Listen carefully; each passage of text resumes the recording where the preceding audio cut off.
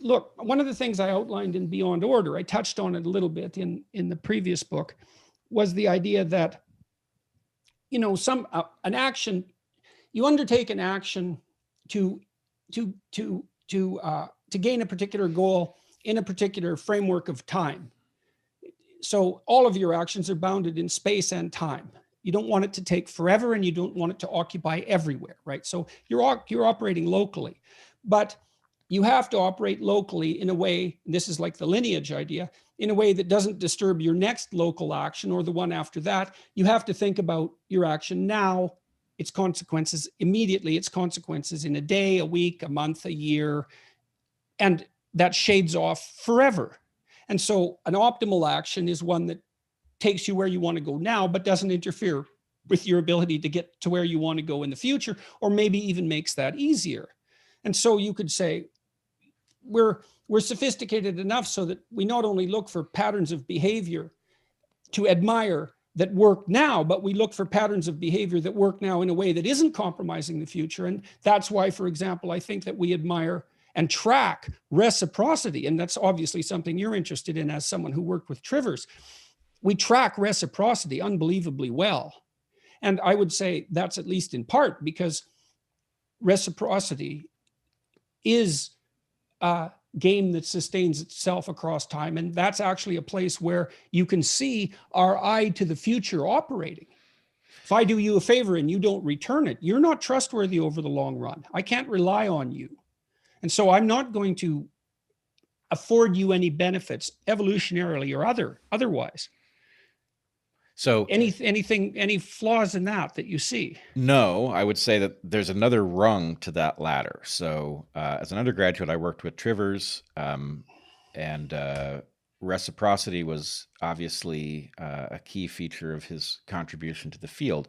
My graduate advisor, Dick Alexander, contributed the idea of indirect reciprocity, in which typically mediated through things like reputation. It does not have to be repaid by the individual for whom you've done the service. And of course, this actually underlies the evolution of economic systems and the like.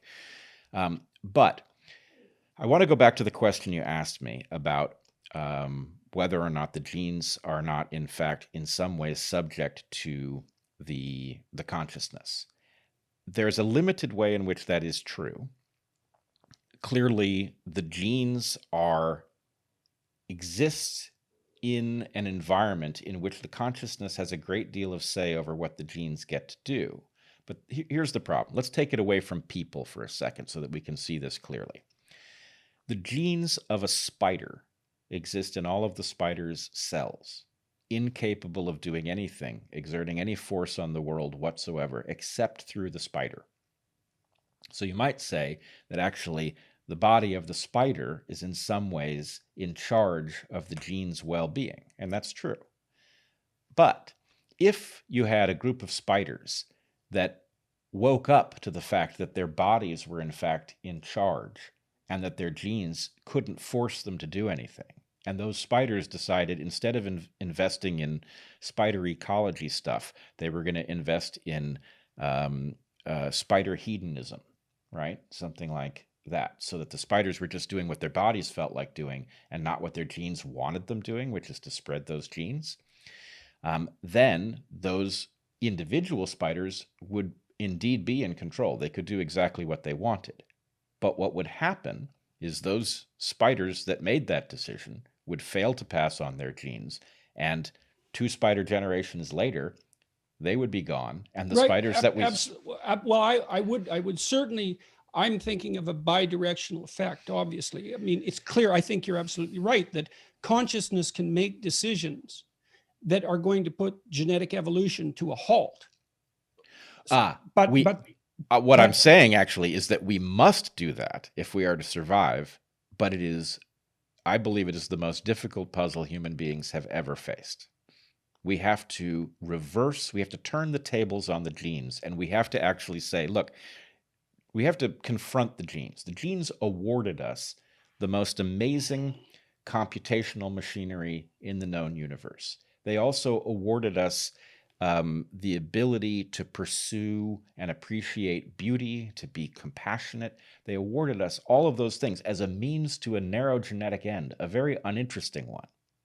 And the point is, now that we have consciousness and we do appreciate beauty and we can be compassionate and we appreciate people who have good characteristics, we have to look at what we're programmed for and say, actually, no, the machine is capable of something honorable, whereas the genetic objective is actually 100% identical to the genetic objective of every other creature with genes. That is to say, the capacity of a human being is spectacular. It is unrivaled. But the purpose of a human being is no different than the purpose of a liver fluke or an oak tree or a malaria particle. It's to pass on its genes. And given that we can now see that we don't want to be advancing our genetic interest, because frankly, that's not a defensible goal, but we do honor the things that our machine is capable of, we have to place those things at a higher position in the hierarchy.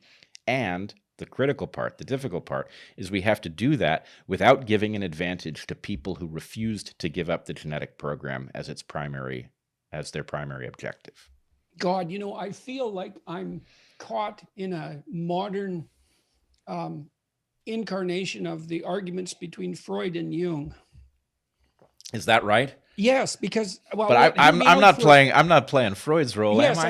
I think you are. Oh, terrible! It's not an insult by any stretch of the imagination. But what I hear is